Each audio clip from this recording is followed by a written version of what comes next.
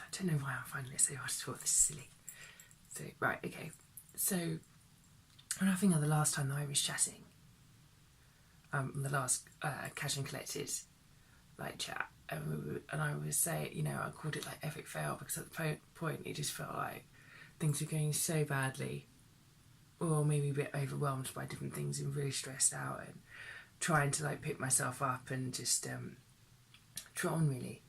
And then like over the last couple of weeks I've like been to some events with some really interesting people, and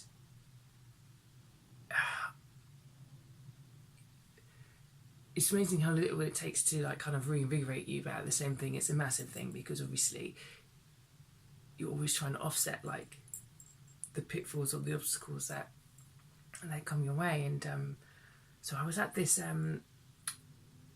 book launch at Foyles for The Good Immigrant. Really amazing book, and the editors and on this panel at Foyles, and they were talking about the other two panelists on there as well. Really amazing women, really amazing people to hear from. And I think something that has just sat with me the whole time since seeing that is the point that they made, and it seems so bloody obvious, but that like you have to open doors for yourself because no one's going to like magically do that for you. And arguably even less so if you're when you're from if you're a person of colour, female, whatever. Like there's even more hurdles depending on where you're coming from. And I think I've always been someone that tries to open doors for myself, although maybe sometimes like the lack of support or whatever, it just, you know, it knocks your confidence somewhat, even if you're trying to always carry on things, because you're just like, when will be the time and like someone gives you a break or someone gives you a chance, whatever. But as I said, I've met some really amazing people, and I've been just a lot of debate, man. Like I went to this program at this public discussion at the Showroom Gallery, and they were talking about kind of, to put it in really generic terms, kind of art in conflict, looking at like the post-colonial perspective when it comes to Brexit, different like kind of like from that to like socially engaged practices, like narratives work that people are showing, like say like on migrants. Like there was this Sky presented this series called Migrant. I think it's like six editions, and it's just amazing work. Like across the board though, it was just amazing work. You know, when people are like so bright and so intelligent, and you just have to wince a little bit, as well as like stay on the frickin' ball. So just like, shit, if I close my eyes or even fucking blink, I'm gonna miss a major bloody paradigm shift in the academic debate here. You know what I mean? Like you just got to be so like on it. But coming from that and hearing those things, and he was like, you know, when you walk out of something, you just feel radical and you feel like politicised, and you were like, yeah, right. I don't feel so scared now to say what I think or what I feel, although I think a lot of the times the Brexit stuff, I'm very kind of cautious of it because I'm still also kind of finding my own opinions. I know my initial opinion, but I think it's also like the way in which things have just gone so kind of badly, or, you know, that you just lose so much kind of faith that, like kind of shame and apathy and all the many different kinds of things that kind of look at that come across when you look at your kind of government and you're like, mate, like can someone like crack on with this? It's like whatever it is, like the professionalism is just, I mean, there must be professionalism in politics for Christ's sake. I mean, is this it? I'm like, damn.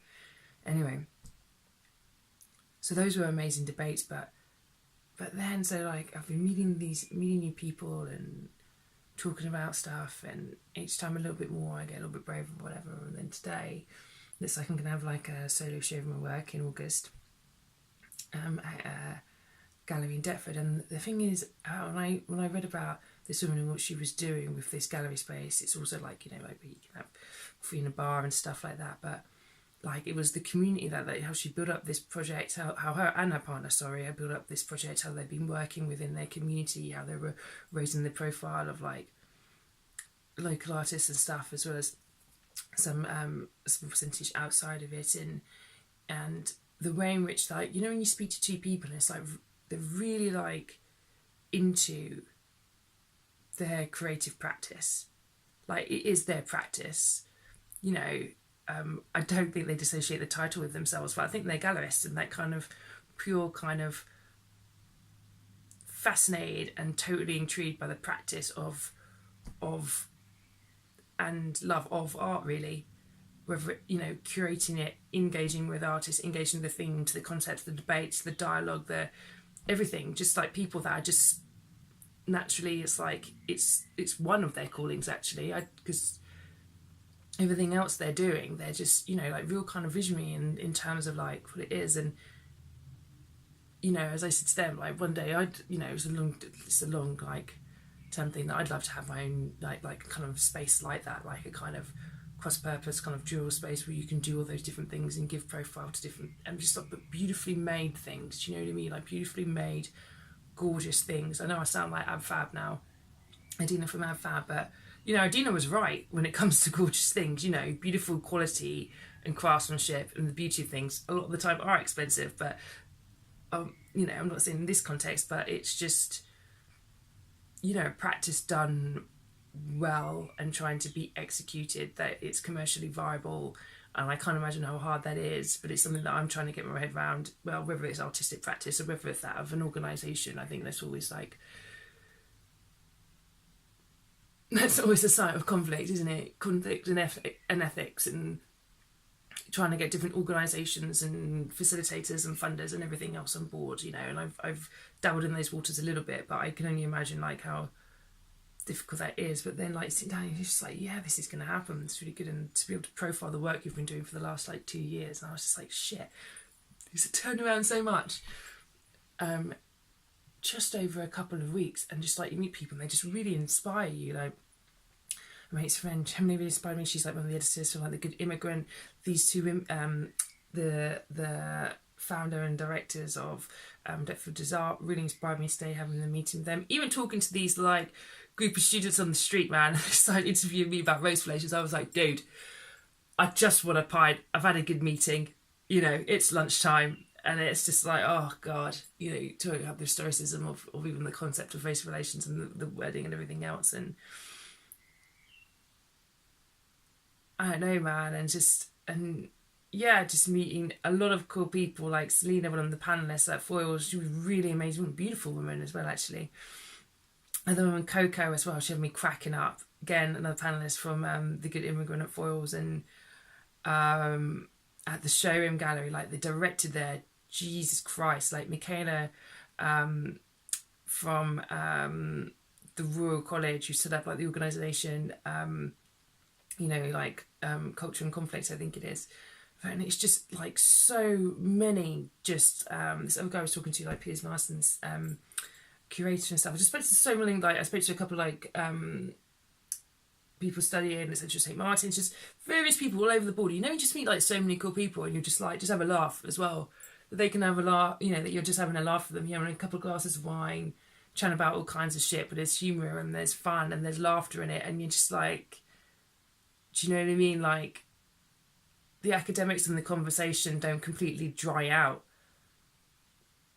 the fervour and fun of getting to know people, which I think can happen quite a lot.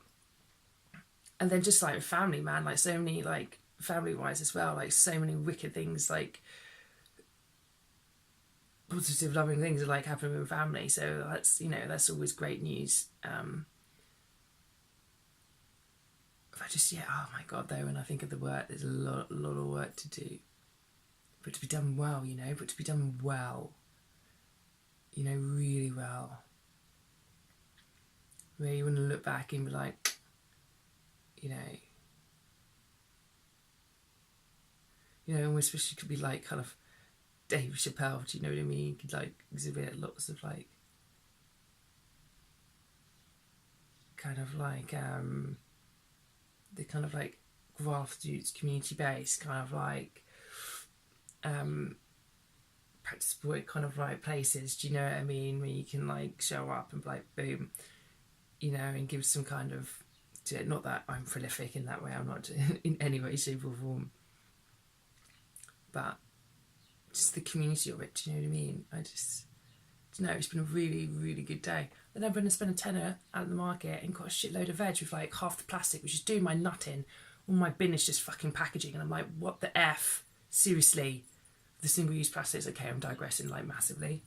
But it really is like, dudes, I mean, yeah, sort it out.